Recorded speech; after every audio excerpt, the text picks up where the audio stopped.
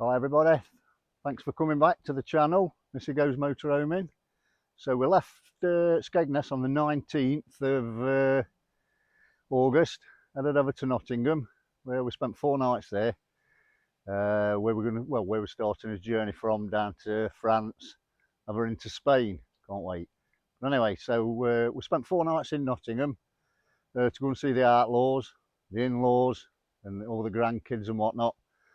And then we left there today, which is the 24th of August, and we've headed down to near Bristol to a place called Tanhouse Farm.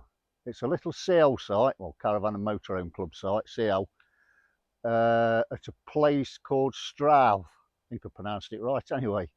So yeah, so we've headed down there, and we're parked up. I'll put some video footage on of the drive in, because it's a bit misleading. You've got to be careful when you're driving in through the village, because it's all the roads are dead narrow, and I mean, we got confused, but I'll explain that on the video coming in. But anyway, we found this place in the end, and here we are. Behind me, that's the entrance gate, which is about 200 yards back. That's shut. That's shut all the time. So you've got to come through that gate to get to the site, and it's only a little CL. You can probably get about 6 vans on it, or 6 caravans, or whatever. There's a couple on at the moment.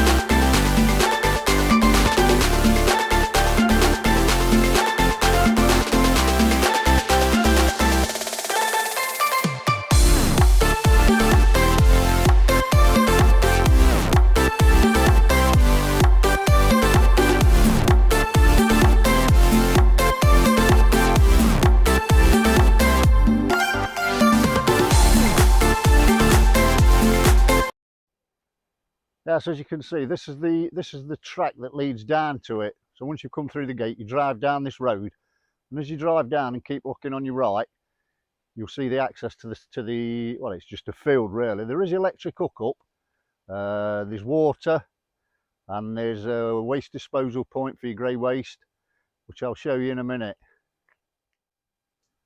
Yeah, so this is the access to the site. So as you drive in, as you can see, there's a couple of vans already on here. Don't really want to video them because it's a bit ignorant. So we're over there in the corner, and there's Mrs. C. Believe it or not, she's doing some knitting. So yeah, so just as you drive into the site, on your left hand side, you've got the water point. So if you're in a motorhome, or you need to fill your caravan up before you drive into the site, then I'd do that. I'd fill it up here, because you don't want to be messing out, pulling out here and jigging your motorhome or caravan about, especially if the fields are wet and all. At the moment it's dry because it's summer, so it's happy days. The field's lovely. Yeah, so just outside of the water filling point, you've got the bins as well. So there's quite a few bins there. It's a Caravan and Motorhome Club site, so it's all the same mode stuff. You've got to recycle your stuff there, but we're not really be recycling much, I don't think. Only probably a bottle of wine and a few beer cans, what we'll have later. But as I say, it's a lovely day, and the field's dry as a bone. So, but I'd be a bit wary if it was wet and soggy, because you'd struggle. Yeah, I think you'd struggle to get round on it. So then, as you come out, if you come out the site and just turn right and just walk about 25 metres down, you come to the Olsen point. It's a bit primitive, like, but at the end of the day, it does the job. So just down on the left it is, which is here. So and that's it there. So well, obviously the hole, it's just an hole in the floor where tap to wash your bits and bobs out in and whatnot.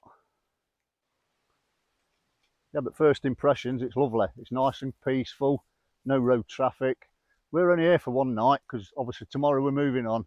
We're heading down to Devon, stopping there for a night before we head on down into into Plymouth where we're stopping for the night, but I'll catch up with you along the way as I go. So what I'm going to do now, I'm just going to put the drone up so you can get an aerial view of where we are, well, and to give myself a view as well so I know where we can go for a walk. But I do know we're right next to the canal, which is probably about a 10-minute walk away through the woods. And this place is set in the woods as well, so it's there's plenty of walks if you want to go walking and cycling and whatnot. Yeah, so that's us parked up there. There's Mrs. C. She's actually doing some knitting. Believe it or not, we're going to have a great 7 week. Her knitting. She's only knitting a scarf for a teddy bear. She's been doing it a year. Happy days. We're going to have a great 7 weeks, aren't we? I'll be out on the lash and she'll be sat there knitting.